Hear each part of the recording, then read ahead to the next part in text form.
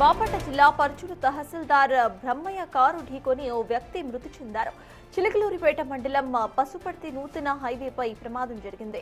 హైవేపై నిర్లక్ష్యంగా వెళ్తున్న ఎంఆర్ఓ వాహనం ముందు బైక్పై వెళ్తున్న సుధాకర్ ను ఢీకొట్టింది. ప్రమాదంలో పసుమర్తి గ్రామానికి చెందిన సుధాకర్ స్పాట్లోనే మృతి చెందారు.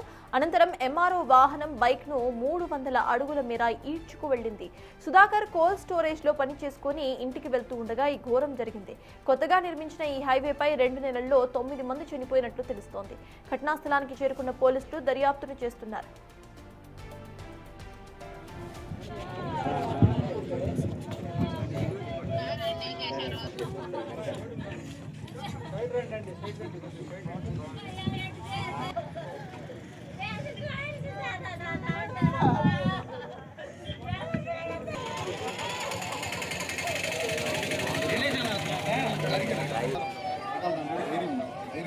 ఏ తహసీల్దార్